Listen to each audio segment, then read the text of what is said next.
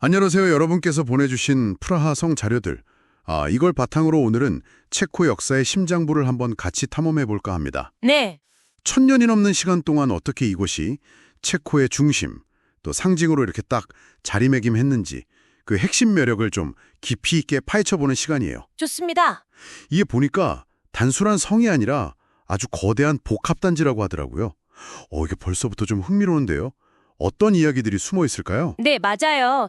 프라하 둘타바 강 언덕 위에 이렇게 자리 잡고 있는데 프라하 성은 그 시작부터 체코 국가의 정체성이랑 아주 밀접하게 연결되어 있습니다. 그렇군요. 기네스북에도 세계에서 가장 큰 고대 성체 단지다 이렇게 등재될 만큼 그 규모가 뭐랄까 압도적이죠. 와, 기네스북이에요. 네, 근데 단순히 크기만 한 게 아니고요. 그 초기 왕조부터 신성 로마 제국 황제들 그리고 또 오늘날 체코 대통령 관저에 이르기까지 역사의 중요한 순간들이 이 공간에 겹겹이 쌓여 있다는 점 이게 핵심입니다. 살아있는 역사라는 표현이 진짜 딱 와닿네요. 그렇죠.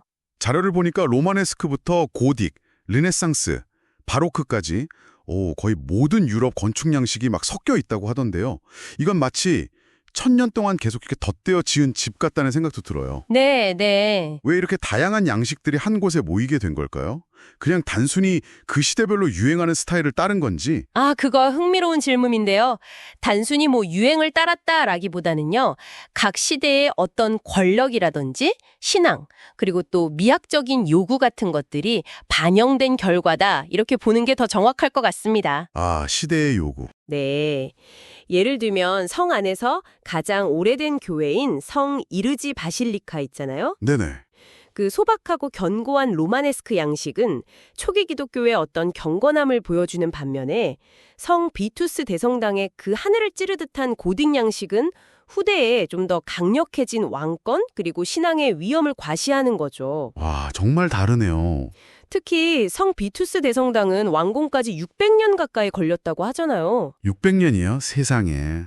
네, 이게 단순히 그냥 오래 걸렸다 이 사실을 넘어서 여러 세대에 걸친 그 체코인들의 염원 그리고 계속 변화하는 시대상이 반영된 결과라고 봐야 해요.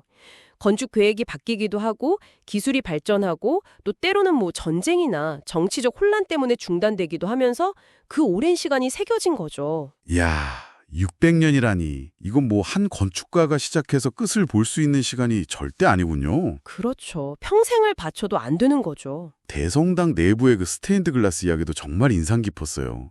그 자체로 완전 예술가품이라고 하던데요. 맞아요. 빛이 들어올 때 보면 정말 환상적입니다. 그리고 또 다른 중요한 공간으로 구왕궁의 블라디슬라프 홀. 이걸 또 빼놓을 수 없다고요?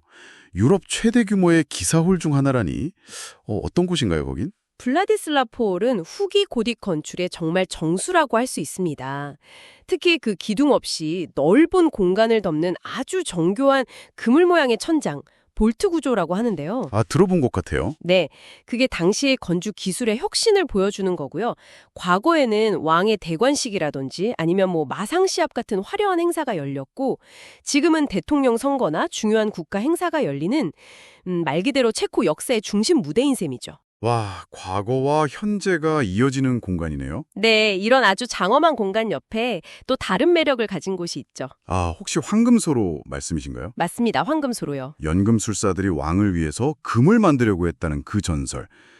이게 사실이든 아니든 이야기가 너무 재밌어요. 그렇죠. 흥미롭죠. 그리고 프란츠 카프카가 잠시 머물면서 작업했던 곳이라는 점도.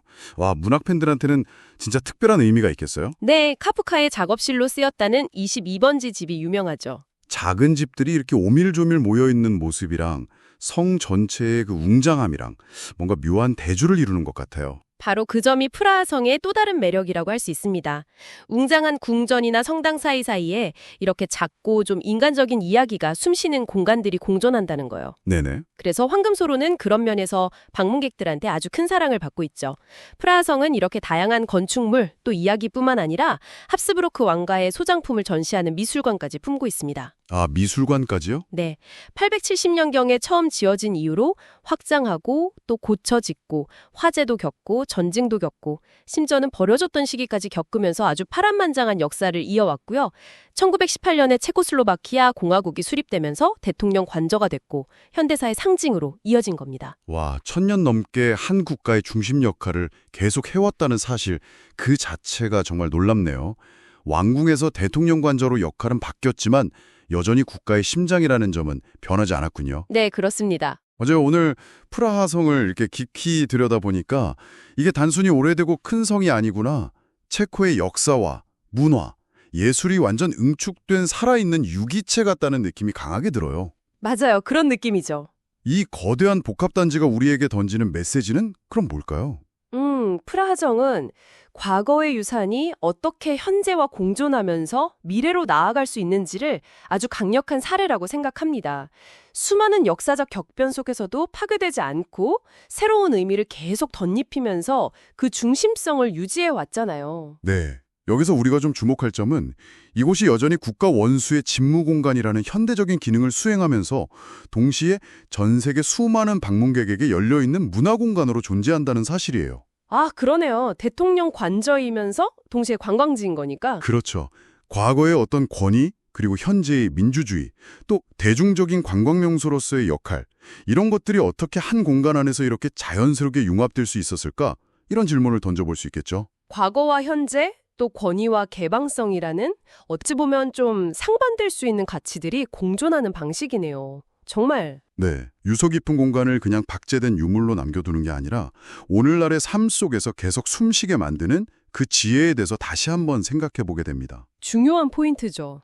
오늘 탐험도 정말 흥미로웠습니다. 전문가님, 감사합니다. 네, 저도 즐거웠습니다.